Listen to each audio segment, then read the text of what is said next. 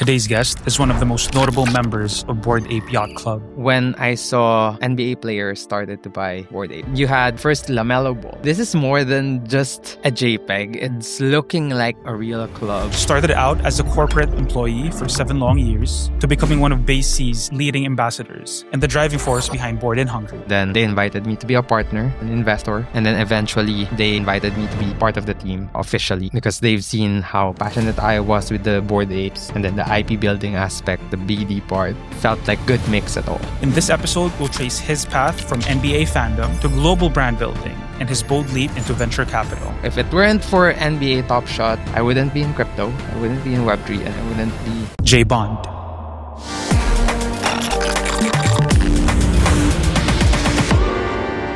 GM, everyone. Thanks for having me. Welcome to Can't Fake It, bro. Happy to have you here. Finally, we're able to sit down and have our podcast. Yeah. I'm happy to answer your questions. I'm happy to be here. Same here, man. Same here. Now, first of all, how are you feeling today, bro? I'm feeling very happy today. Just today we've announced one of our biggest things we have this year. Okay. So, Bored Ape Yacht Club announced earlier that there will be like some Made by Ape companies who will be in Ape Fest and Complex Con this year in Las Vegas, and we are the highlight product there. So when you say highlight product, you mean like Bored and Hungry? Yeah, yes, Bored and Hungry. So if you look at their latest post, the poster features Curtis the Ape, which is like the brand mascot, eating Bored and Hungry burger. So I'm very excited for that. Excited to talk more about that later as well. But you heard it already. It's already out in X. Will be in Complex Con. Bored and Hungry will be in Complex Con. So starting the episode with some alpha Jbond over here. First of all, I really love Bored and Hungry, bro. No BS. I really love Bored and Hungry. Their burgers are so good. The sides are so good. So props to what you're doing over there with that. Congrats. Thank you. With that. Let's start this, man. So to everyone watching, Jbond, I actually met him the first time during my first Web3 event here in Manila. Oh, that was your first Web3 That was my event. first Web3 event. And so he was one of the people I met that night. So like Jbond and I go way back. And he was one of the people that I talked to and connected a lot about Web3 in like, wow, like how fascinating the Web3 lifestyle was, like being able to connect with like-minded people. So I've known Jbond for a while. I've seen him grow in the space as well. I'm not sure if you remember that conversation we had, bro, but... Well, I remember meeting you that night. Yeah. So that for sure.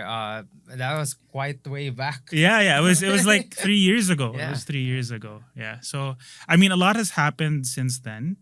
So right now, bro, I did a lot of research on you, right? Wow. Okay. DYOR. Yeah. Of course. You got a DYOR. So now, the first thing that I wanted to touch on was let's start with Jbond. I know, like even pre-Web3, this has been your nickname. Yeah. Can you share more about like where the nickname came from? Okay. One of my favorite stories to tell. So I think a lot of people in Web3 thought that Jbond is just like a Web3 moniker. Like a lot of people come into the space, they don't really know what they'll be. And they start off with like their own doxed account. Right. So it was like, for me, I never had like that chance to be anonymous, to be honest. Because when I started in Web3, I used my personal Twitter right away. And my personal Twitter's name is already Jbond. My handle is already JBondWagon there. If you look at all my socials, Instagram, even my Telegram, I guess. So you guys can... Telegram has been doxed. Yeah. Everything has already been... That's my handle. Like, I don't want to use any other handle for simplicity's sake. Right. So it's easier for me to remember or for everyone to also reach out for uniformity's sake. So... people thought that it was like my Anna name, but in reality, I've been using it way back. So when did Jbond start? back in 2013. Wow, 2013. 2013, yeah. That's I was still in college. I was taking up business ad and accountancy in UP Diliman. And at this point, like they have a very strict like grading guidelines and all that you need to meet for you to stay in the program. I didn't meet the grades for accounting, Okay. so I shifted to business ad eventually. And I realized that I really didn't like accounting as much. What I really liked was marketing, business development, and all. So I was taking up this marketing class, and I was fascinated with like how brands are able to spin off narratives by just having their own brand, their own brand manifesto, their own brand tagline, like Nike. Just do it.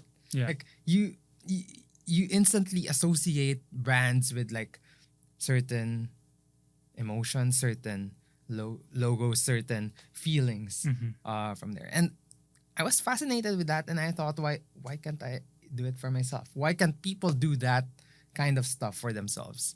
So the name Jbond came randomly or accidentally when we were doing like a project, like a group work. I think it was meeting words back then, and then I had to put in a random name. I put in on Jbond. It's just a wordplay on my real name. Real name, yeah. Which is Jeffrey Bondok. And from there, to me, it stuck. I was like, oh, that looks good. And I thought, why don't I use it already as my real name? My friends who I had from my first 2 years in college, I was third year at this point, Right. were telling me, that's not gonna work. Yeah. We've known you for Jeff already for the longest time. Why will it work now? Why do you have to rebrand yourself to us? Like, but I was thinking as well, it's not just for you guys. Like I'll be meeting a lot more other people after that. So from there, I changed my name to Jbond. I changed how I introduce myself to people. From that point onwards to Jbond. I even had my own brand manifesto for Jbond. So I really made it as my personality. To me, it was like, it's something that's more than what I was. It's something that what I aspire to be. And I guess it worked because everyone I knew 2013 onwards started calling me Jbond already. Like new friends I've met in college, at work as well when I was in Globe. They've known me all this time as Jbond. Nobody from Globe, for example, my previous job, calls me Jeff. Right. Nobody in Web3 calls me Jeff. Yeah. So it has been like my name already from that point on, to at least to people that new people that I meet. And one last thing about it, one of the reasons as well why I thought of like rebranding myself was like, my name is Jeff, and you probably know a lot of Jeff. Yeah. True. So when I tell you that I'm Jeff, you wouldn't remember. It's hard to remember, yeah. But when I tell you that I am Jbond, it's not hard. Yeah, it sticks for sure. Like it really sticks. sticks. I mean, Jbond rolls off the tongue so easily. Yeah. And you don't know any other Jbond out there. Right, so right. It's probably like, okay, I'm a one of one. Yeah, exactly. Yeah. A one of one. It's funny that you mentioned that since you're an NFT maxi I know. over here. All right. So Jbond, you mentioned about like going through college initially, like for accounting. Yeah. And then you focused on the business side of things. So after college, like what was the initial things you set out to do? Yeah, after college, I worked Globe Telecom, which is I mentioned that earlier as well. Everyone that I've met in Globe knows me as Jbond. Right. I started out as a management trainee. Stayed there for 7 years, so I'm loyal as fuck. It was the only job I worked for before Web3. Oh, anything. okay. What was their role I throughout? had several roles, but the one that sticks, or the one that I'm best known for, is my role in the content division. So if you know, like, telecoms, and like obviously for Globe it's no different, we're trying to bring in global partners, global content providers, video, music, sports, etc., as a bundle for plans. So we're working with partners like Netflix, Disney, NBA, Amazon, etc. And then when we close those deals, we latch it onto the plan. When you buy a plan 1299, for example, it comes with free Netflix back in the day. Right, right. So we were on that team. Okay. We were on the team that's doing the BD, closing all those deals, global partnerships, maintaining the partnerships, and then bringing it to your phones, Okay. essentially. So yeah, that's what I was doing in Globe. I really had fun Yeah. doing that. For me, Globe is the closest thing that you can get to a tech company in the Philippines. Obviously now there's a lot of like local offices for like a lot of the big tech companies, but back then it was like that was your window. That was your gateway to the bigger tech scene. And I would say that a lot of the things, like, maybe I wouldn't even be in Web3, and we'll talk about that as well. Maybe I wouldn't even be in Web3 if I didn't go to Globe. Why do you think so? Because Globe opened up my eyes to the tech space. Back in college, especially if you'll take up marketing, you'll think that, oh, I want to be in FMCG. Oh, I want to be in big marketing firms. No, nobody thinks that, oh, I want to be in a telecom. Right. Because to them, or to us, when we were back in college, marketing is like, all these big commercials, all these big campaigns, all these big celebrities promoting your products. But Globe opened up my eyes that the future is online. The future is digital. Yes. The future is like how people consume your product on the online space, and that's one of the main things that Globe was trying to cultivate, or trying to curate for their customers. They offered free Facebook back in 2015. I remember this. Yeah. Yeah. And that was what opened Filipinos to the social media space. Correct. Before, obviously people were in Facebook, but they're not using it as much, or in their mobile phones, because they're scared of using mobile data for it. Like, it will eat up my mobile data. But the Globe was like, okay, we'll make it free. Yeah. We'll make your mobile data free. Just use Facebook via Globe. And it worked. It onboarded people to using mobile data and using Facebook on mobile. Yeah. And obviously that opened up the floodgates for everything else. So that experience as well for me, while I was in Globe, also opened up my eyes for consumer behavior, and how do you build that, or like how do you help build consumer behavior. It won't happen right away.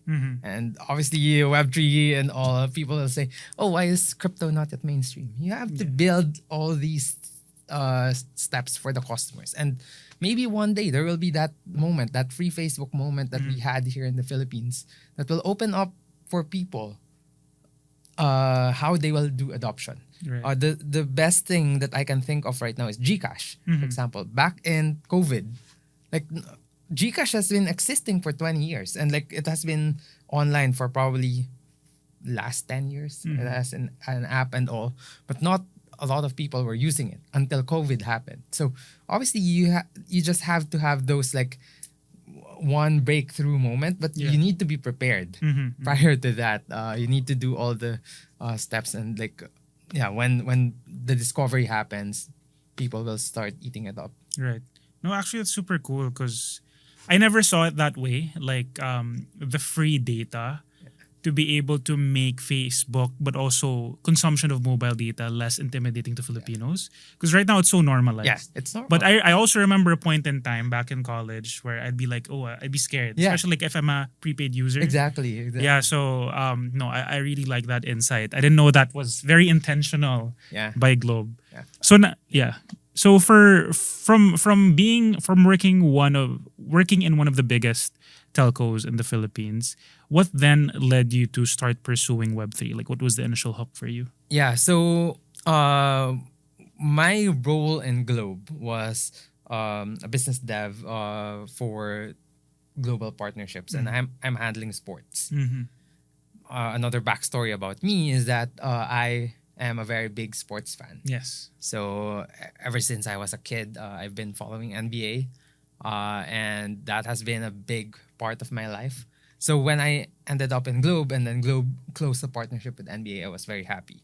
And then I eventually ended up taking on the partnership, like being the partnership manager for that, maintaining the relationship with NBA and all. So for me, it was like a full circle moment, obviously, to work with NBA while I was in Globe. But COVID happened. So like everything else, everything is affected. But sports is affected the most because you can't play sports because of COVID. And the leagues shut down. There's no sports while COVID. And as a fan, obviously that hurts. But as a business practitioner as well, you have to think, okay, what will happen now with sports? How can we promote sports digital consumption for Filipinos if there's no sports? So I've been thinking about that for a while. And then obviously sports started coming back, bubble set up. Like, oh, we'll put you, like in NBA, we'll put you inside the Disney World. No one can enter or exit and all. And we'll make content on that. We'll make the league continue. And yeah, we'll have NBA again. Obviously, it's not the same because like you don't have the fans, you don't have the regular setup. But at least there's a product that you can consume. And one of the new things that was introduced in that bubble setup was NBA Top Shot. NBA Top Shot was like the NFT version for NBA, wherein like highlights turn into moments. And it started like back in 2020 or late 2020. A few friends of mine told me about it, and I was like skeptical at first, but I saw that it was branded by NBA. Like they have the license of NBA, and as someone who worked with NBA, I know how hard to get the license is. Yeah. So it means like, okay, it's a legitimate product. I ended up trying it. I ended up enjoying it as a fan. I ended up collecting several moments. But at the same time, I'm trying it for two reasons. One is as a fan, and two is as a business dev looking at this if it can be a new product for Filipinos. So my thought was like, okay, I'll try it, and I'll try it as a fan, and obviously like trend spotting to see if it will be a trend. It ended up obviously as a trend, but I didn't end up taking NBA Top Shot as a partner. But I ended up working for NBA Top Shot. So obviously, as a collector who started with NBA Top Shot, I enjoyed the experience. I told my colleagues in Globe about it. They were like, okay, let's check it out. But you know how corporate works. It's very slow. I'm like, no, you have to do this already. You have to bring this on board. I think blockchain is the future. I tried it and all. Obviously, they won't necessarily understand it right away. But I understood it the moment I used the platform. Right. And because I liked it, I ended up applying for it. And yeah, I got a job with NBA Top Shot with Dapper Labs. And that's the reason why I left Globe. So if it weren't for NBA Top Shot, I wouldn't be in crypto, I wouldn't be in Web3, and I wouldn't be here. What was it about like Top Shot that made you think, okay, like blockchain is different, or like this is a great opportunity? Yeah, I think there's a few things in NBA Top Shot that a lot of products can take a lesson from. Mm-hmm. One is it's very easy to use. You can just use your Gmail to create an account. Very centralized too, but that lowers the barrier of entry for a new customer. Right. Second is funding. You can fund it via credit card. Mm-hmm. So I've been using my credit card, swiping my credit card every time I'll be topping up. I didn't need crypto at first. I only needed crypto to withdraw the money that I made, or if I'll take it out already. So in terms of the experience, it's very normie friendly. But what made me also see why blockchain works here is that you can track ownership of your moments. That's one thing. But the second thing is the data. Like, to own one thing on the internet via NFT or via like a token is one thing. To be able to curate the data, to be able to use that data to a better product offer, to a better experience is another thing. And that's what I saw from NBA Top Shot. Like, for example, if you are the biggest collector of Los Angeles Lakers cards, moments, NBA Top Shot can see that. And they can reward you for that. They can reward the top collectors with like tickets to NBA games. They've done it. Right. Especially when I was there. Like, I was contacting VIPs because that's part of my job at Top Shot back in the day, for tickets during the finals. And those who are qualified are like the biggest collectors of like those teams who were in the finals that time. It was Phoenix Suns and like Milwaukee Bucks. Two basically kind of unknown teams, right? Yeah. But you get the data. Right. You see who are like the top collectors of these teams and you are able to reward them. So for me, as someone who's also coming from like a corporate job, very data driven in terms of like how we do things, that was like also eye-opening for me. Not just like, okay, I own the moment. Yeah, it's cool. But now you see that you can also use the data on the blockchain, who owns certain things. Yes. And curate whatever offers you have for like that certain segment. Right. You can segment it better because you know who owns certain things. And for me, that's like, okay, that's something that you can't easily do right now in Web 2. Or if you can do, you have to spend a lot. Because you have to get the data from like, say, Facebook or like all Right. these things. Right. So yeah, for me, it was like, oh, that's cool. And it's all powered by the blockchain. Like NFTs as a way to track behavior in a way that you can't do in Web 2. Yeah. Yeah. No, I think that's super different. Okay, so cool. So from then you were working with Dapper Labs. Yeah. Actually, one thing that's super interesting to me about your NFT journey is your story from turning 0.8 ETH to a Bored Ape.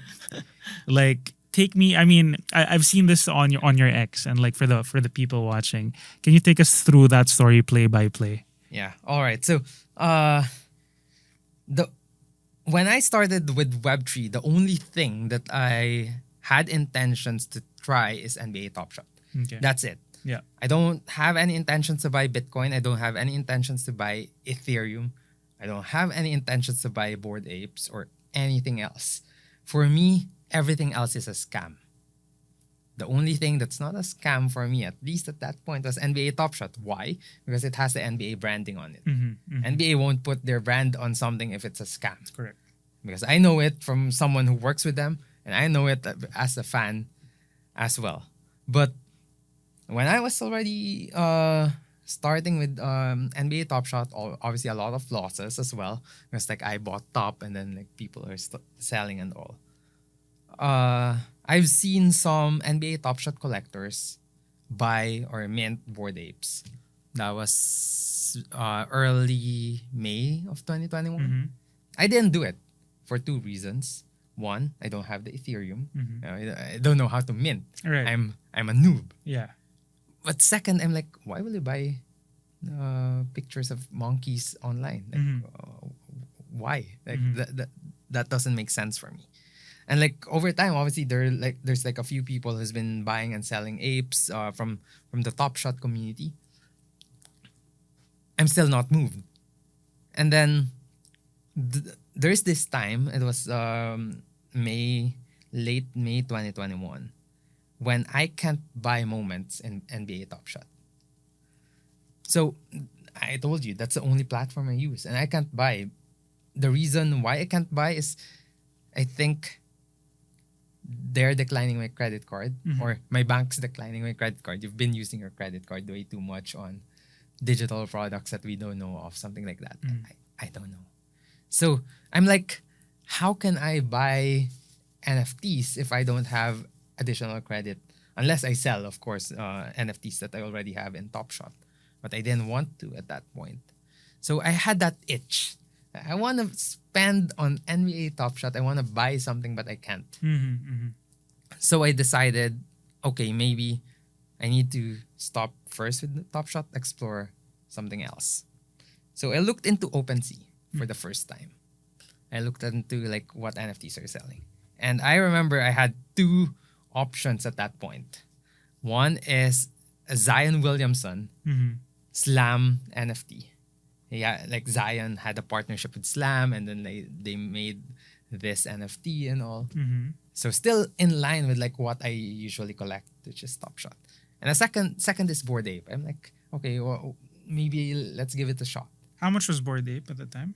0.4. Okay, ETH. 0.4. So 0.4 ETH, I think probably that's around 1,100 or 1,200 bucks. At the time, yeah. Yeah. I wasn't sure what to buy. And then I saw Roham, the CEO of Dapper Labs, buy a Bored Ape. That was May 25. Or, well, no, probably that's May 23 because I bought mine May 25. May 23, 2021. Roham bought a Bored Ape and made it as his PFP. So for me, it was a moving experience because the only platform I use is NBA Top Shot. If I see the CEO of NBA Top Shot buy a Bored Ape and use it as his PFP, now I pay attention. Right. I'm like, okay, maybe I should buy a Bored Ape. I bought a Bored Ape May 25, 2 days after. And I instantly saw how different it was. It opened my eyes in a way that NFTs can be an access. So Bored Ape allowed me to join the gated Discord, for example. Bored Apes, when I changed my profile picture on X to a Bored Ape, I've gotten a lot of new followers who are apes as well at that time. So it made me feel like, okay, I belong in a club that I wouldn't be part of if I didn't buy a Bored Ape. So I bought another one 2 days later. Okay. That's your second. That's my second one. Okay. So that's the story of how I ended up spending 0.8 ETH in a couple of days for a Bored Ape. Mind you, at that time, I'm still like working at Globe. I still don't have much crypto. Right. So to spend probably 2,400 USD in 2 days on 2 monkey JPEGs is kind of reckless. Right. But yeah, it worked Paid out. off. Paid off, bro. out. Okay. Worked out just fine. So, I mean, from spending that much into these two Bored Apes, when was the first like moment? It could be like a moment in the real world where you were like, okay, this isn't just JPEGs. This is like something greater, right? Yeah, well, I had several moments like that. I would say, well, I was in the club, because I think what's great with Bored Apes is from the start they were able to attract culture off the bat. They're able to bring in certain names, celebrities, and all that I wouldn't expect to be in crypto at the start. It's like literally a movement. and it's crazy to see it like real time, to live it real time. So that was my experience. So I bought mine obviously during the first month of the club, and I've seen almost everyone that came in afterwards. One of the first ones that to me was like, oh, this is this is cool. I think this is more than just a JPEG. It's looking like it can be a real club or a real access to something. Is when I saw NBA players started to buy Bored Apes, and I'm not talking about Steph Curry. Okay. Steph Yeah. Curry is like, when he did that, obviously the whole X was Yeah. like going nuts. Right. Right. I'm talking about like the young stars back then. It was around one ETH to two ETH price range. You had first Lamelo Ball. He bought Bored Ape, but to me, Lamelo, the reason why he bought a Bored Ape is he's trying to sell his NFT as well. So I'm not as moved, but I was like, okay, if celebrities or if people who are trying to sell NFTs are looking into like Bored Apes to be like a vessel for them to increase their rep in the space, then it means like Bored Apes are starting to become something. So that's one. The second is Tyrese Halliburton, Yeah. who had a very amazing finals run or Yes. playoff run recently. So he bought one just because he wanted to. Right. Just because he wanted to learn about NFTs, and he saw that Bored Apes are cool. I remember it was Pranksy who sold him his ape. Like OTC or I think via OTC plus signed cards. Oh, okay. Whatsoever. Nice. Yeah, those are like the deals that were happening back in the day. Like Pranksy used to be like the biggest Bored Ape holder. He used to have like 1,000, and then he started like selling off as the price increased.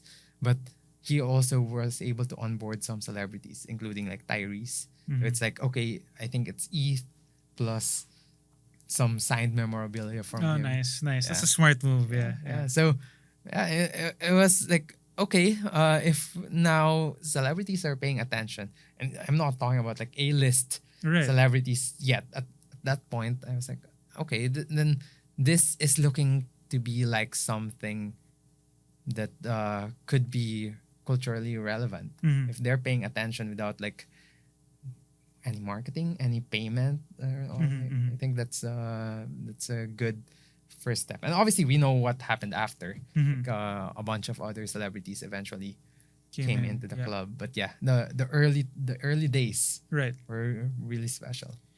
Dude, I think one of the applications or one of the most tangible things I've seen with Bored Ape NFTs is Bored and Hungry. So I'm super interested to know more about like how are you able to become part of that? And personally, I really love the brand, and like where are you guys taking Bored and Hungry next? So one of the main things that I like from the Bored Ape community from the start as well is it's really organic. And I'm not talking about just the growth of the community or like people that's coming into the community, but also the desire to use their apes into something more. From the start, Bored Ape Yacht Club has given its holders the IP rights. You can do whatever you want if you own the JPEG. It's stated in the website. It's part of like their roadmap. So from the start, we've seen a lot of holders in the club try to do some things with their apes, whether it's art, whether it's like a new character, whether it's like a new book. That was one of the first things that I saw happen, wherein like Jenkins the Valet tried to do a book with like apes as characters, did a mint for it so that you can get into the book. So to me, it was like, okay, it's more than just a JPEG now. It's more than just a community as well. You have a live and tangible asset that you can use to build a brand off. And I've been thinking of what I want to do with my ape since that point. Until now, to be honest. Like that's still something that I've been thinking from time and time again, because like I know that we have an asset that we can work on. Then comes Bored and Hungry. Bored and Hungry started in March 2022. So it was still peak NFT Okay. euphoria. There were not a lot of brands yet that were doing stuff on their NFT IPs or apes. Then these three food entrepreneurs, they're all Asian Americans. Uh, they bought Bored Apes just for the sole fact that they want to start a business out of it. And that was Bored and Hungry. They wanted to start a food business on it. And they opened up in Long Beach, California, where our first branch was. The lines were long, you know. And I was a member of the club at that point. I've been seeing posts about it on my timeline that, oh, I'm in line, or the lines are long and all. The hype was really there, I would say. It also happened that some of my partners, my business partners right now, were there in line. And they were like, oh, we like the brand from the start. We saw the potential. It was the first NFT themed restaurant in the world. And they were like, we want to bring it in Asia. Because Asia is like the food capital. We like our food and all. And like, I think one good thing with Asia as well is Asia likes IP. Asia likes new IP. They're very open to new IP, new restaurants and all, new concepts popping up every now and then.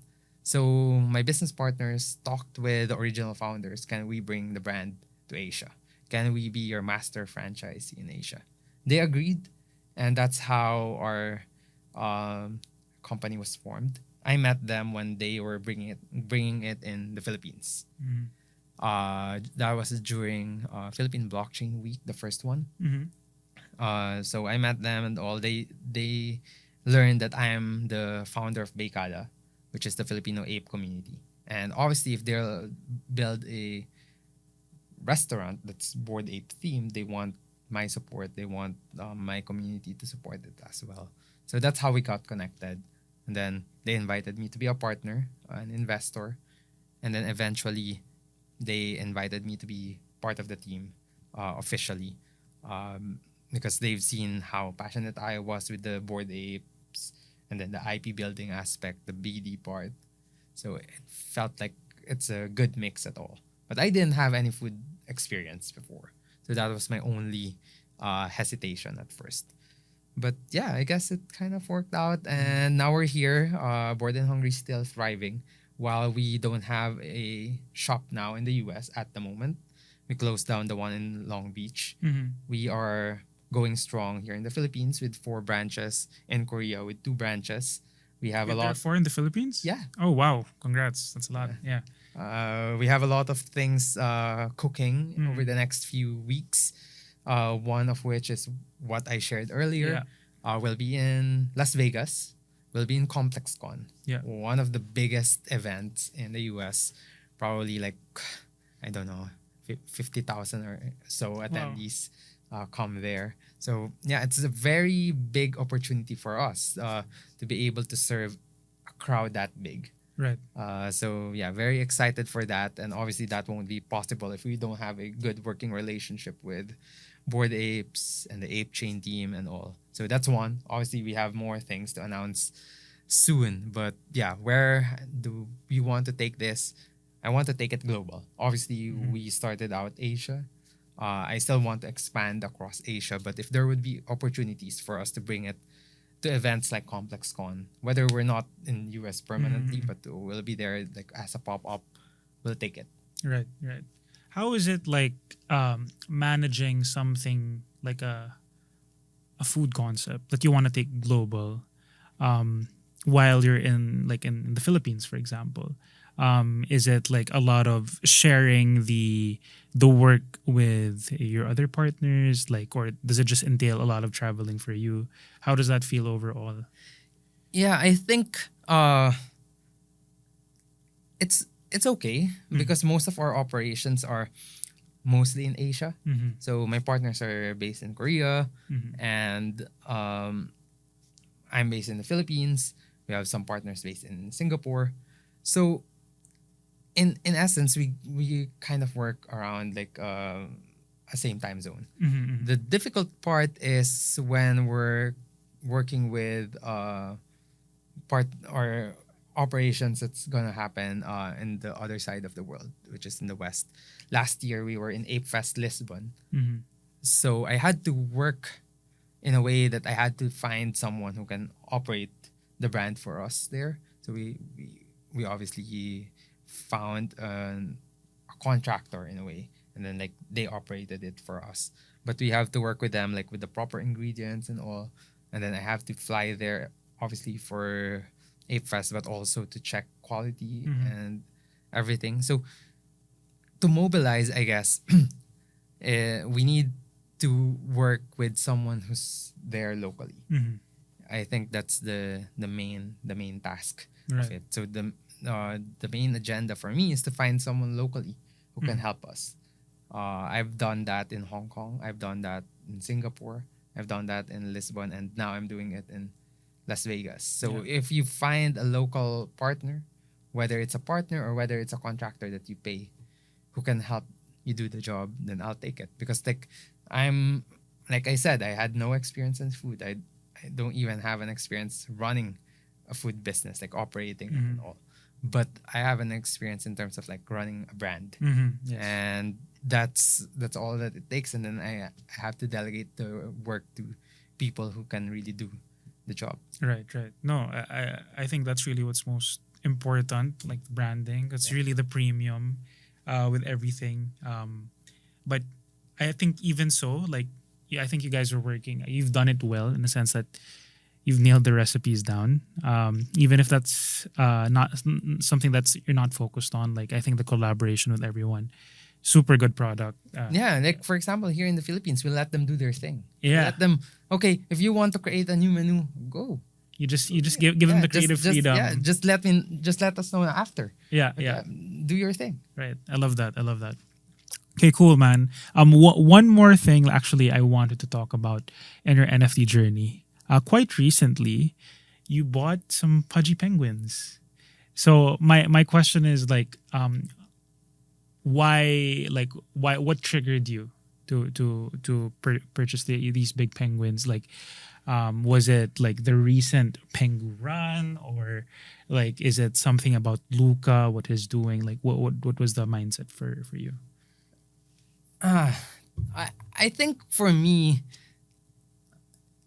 I wouldn't say it's like a love-hate relationship. I don't think I had that much hate or maybe even love to begin with for the brand. Yeah. But as an IP builder, I can respect whenever I see like IP builders put in the work. And I think that's what I've seen with Pudgy Penguins over this run. Like, I've seen them work before, work their tails off in terms of like making penguins everywhere, having these collabs and all. But I still have skepticism towards the brand back then. It feels like, or it can still be like, they're working on the brand, building it off, and then they'll eventually sell it out. Nothing wrong with that. It happens. So as someone who is more of like a long-term holder, that's obviously like a concern for me. If I'm gonna buy and then it ends up getting sold to, say, for example, Disney, we don't know what's gonna happen. To give you an example, like Artifact. Artifact was so promising. Yes. The concept was great. But it ended up being sold to Nike. What happened? So obviously, as a holder, I fear for those things. Now, I think over the recent times, I've seen that there's more commitment from the team. Not just from the team, but also from the fact that they're establishing Pengu Asia, which is led by Foxy. And Aaron. So given that, I'm seeing that they're really committed about like growing the brand, and I felt like I can't be sidelined Yes. anymore. So that's really the reason why ended up buying a penguin. It's more of like a respect towards what they're doing, what they've built so far, and supporting that for the ride. Because for me, at the end of the day, a win for them is also a win for the space. So yeah, that's why I ended up, I guess, joining the huddle. Is there like a commonality with brands or brands who succeed in building their IP or their brand in general? Is there one like bullish thing that you see as like, okay, this one I can't be sidelined? I think there's a lot of good things that they're doing, but I wouldn't say that I've seen a brand do what Pudgy Penguins are doing before. I wouldn't say that, say, an ingredient that worked for a brand, say Labubu or Yeah. Pokemon or even Disney, is working for Pudgy Penguins. I think their approach is different to begin with. They want to be available everywhere. They want to proliferate all touch points and be sure that, okay, whenever I type something, I see penguin down there. And obviously it's like a hard task, but that's something that they're doing really well. But I wouldn't really say that that necessarily translates to price action. Right. Definitely not. Like you just make yourself available. You just make yourself like probably the most famous like penguin or whatsoever. But that won't necessarily translate to price. So I see it as two things. Like you have this marketing, like it's going well, but the fact that they're able to sustain price action, work with people to help curate that or be everywhere where like volume will be flowing. I respect that, especially for Pengu. So to me, it's really a game of supply and demand at the end of the day, and they're trying their best to increase demand, while at the same time, well, they're trying their best to increase awareness first and foremost, but they're also doing their best to increase demand. You can't necessarily see that amongst a lot of projects. And for that, I respect them. Like recently, I made a post about Doodles. Right. They've partnered with Fruity Loops recently, McDonald's, Casio, and obviously they have Pharrell. They had a movie with Coil Rai and Lil Wayne. But the price of Doodles is 0.8. The price of Dude is also not that high. Yeah. So awareness does not necessarily translate to price action. So I respect Pudgy Penguins, the fact that they're able to make partnerships, but also increase awareness, like by proliferating social media and everything with penguins and like having them available everywhere. But it's not just that.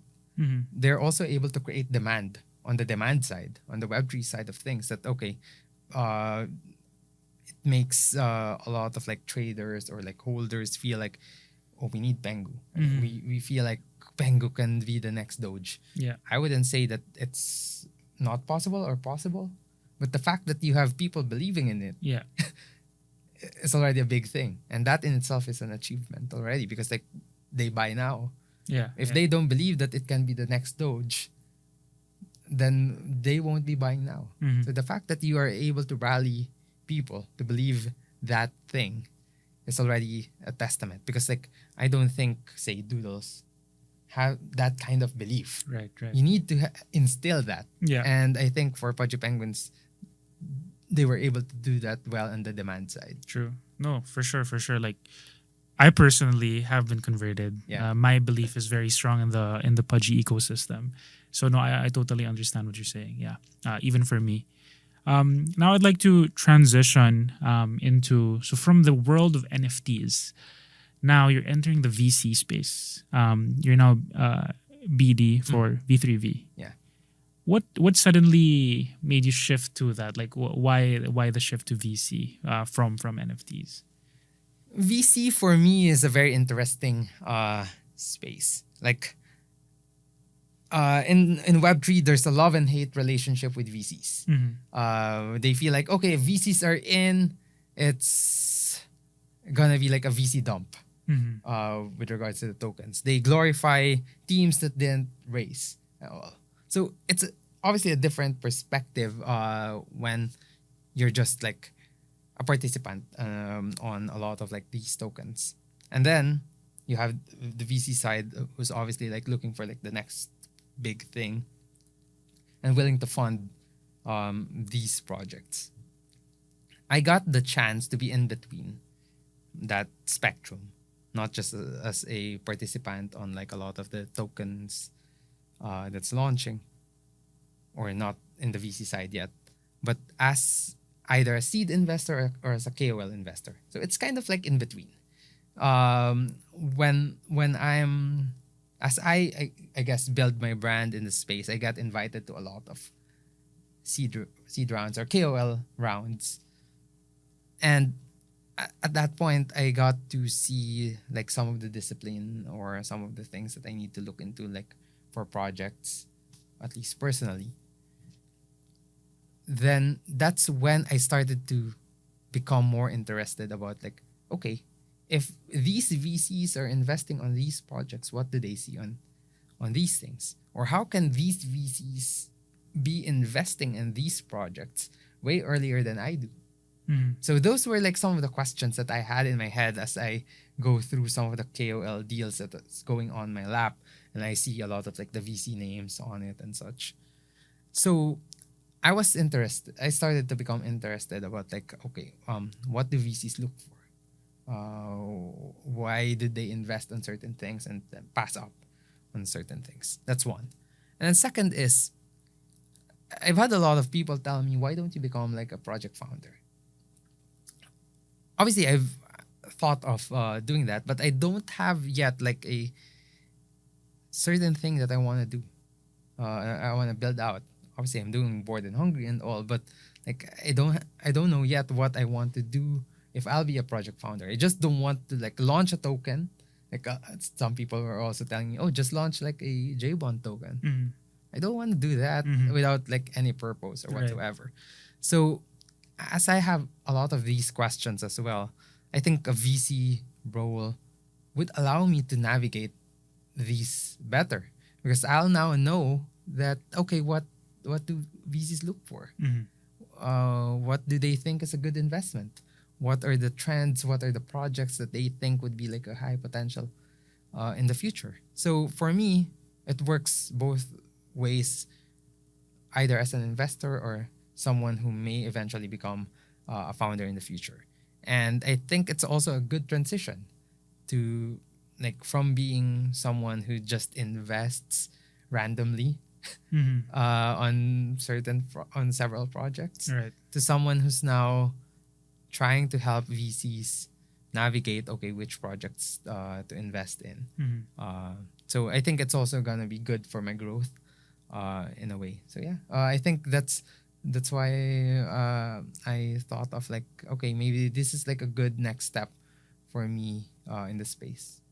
No, I love that. I think it's very aligned.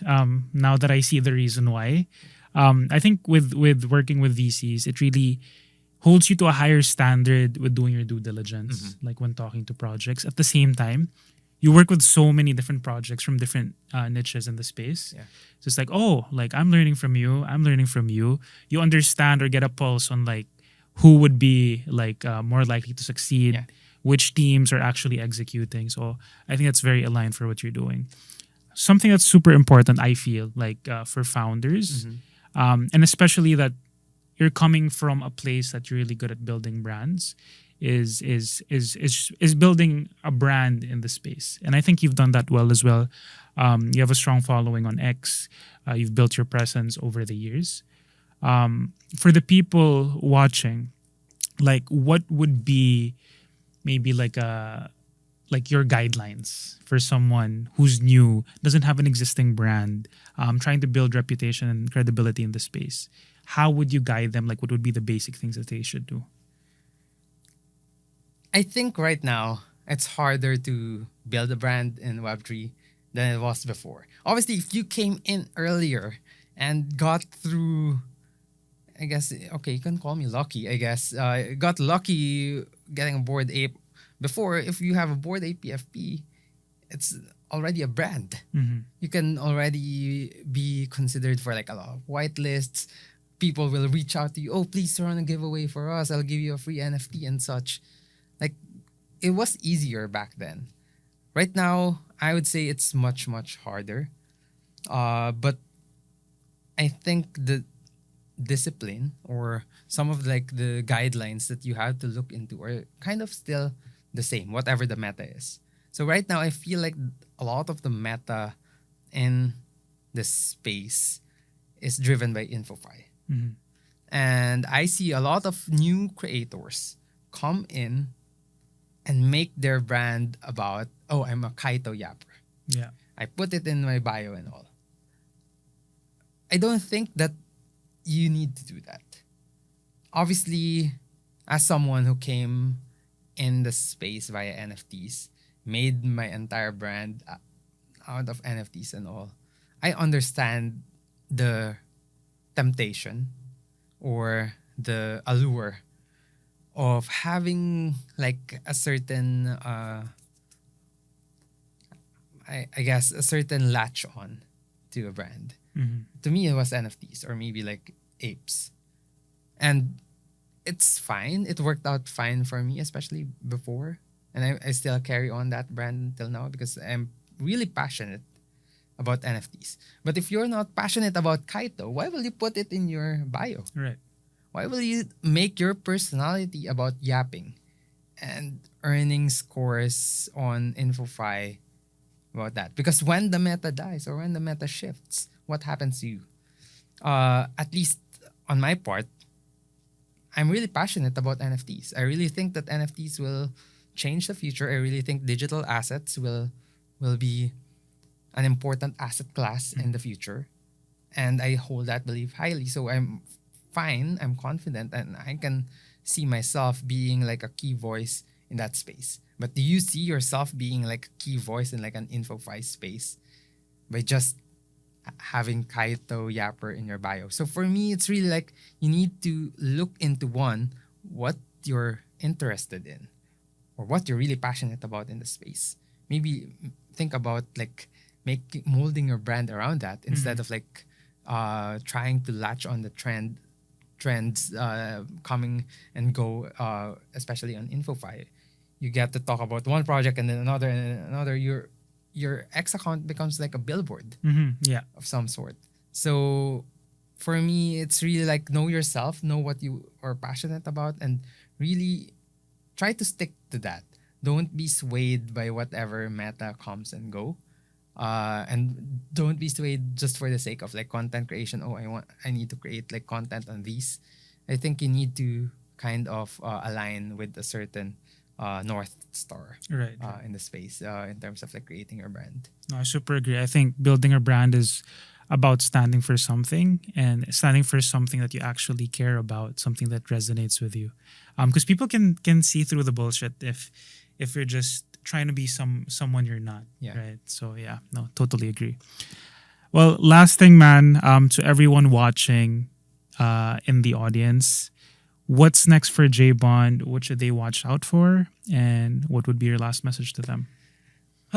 Okay, I have a lot of things cooking, both for Bored and Hungry, of course, for V3V. Obviously, I'm cooking on the back for that, and for myself. So, if you'll be in KBW, I don't know yet, maybe in Singapore as well, maybe I'll see you there. KBW specifically in Korea, that's in a couple of weeks. You need to watch out for a lot of things that we'll be doing there for Bored and Hungry. So stay tuned for that. And then obviously after all the Asian conferences, all the Asian tours, as my friends call it, I'll be in the US for Ape Fest. I'll be there for Ape Fest. I'll be there for Complex Con. We'll be cooking there for Bored and Hungry. But I'll be there for a while. It's my first time in LA. So if you want to meet me there as well, or if you want to do some things while I'm there, you can hit me up. Yeah, looking to cook a lot of things. One last thing that I'm really eyeing into is if so. This is my ape, right? I've always thought about like making a brand for him. I don't know when, I don't know how, but that's something that I have my eyes on. His name is J Baby. I want to have a brand for J Baby. If you see Snoop Dogg, for example, he has his ape, his Dr. Bombay. Search for his IG, and you'll see a lot of like funny reels. He even has a product. He has an ice cream in Walmart. So I aspire that level for my ape, but I don't know yet when and how. But that's something that I'll definitely look to cook. So yeah, thanks for having me. Watch out, guys. A lot of stuff cooking for Jbond. Jbond, thank you so much for all the insights. Thank you for being here on the pod today. Looking forward to what you're going to be cooking in the next couple of months. Everyone should stay tuned. And yeah, thanks for coming on Can't Fake It, man. Thanks, you so much. man. Appreciate Can't you. fake it.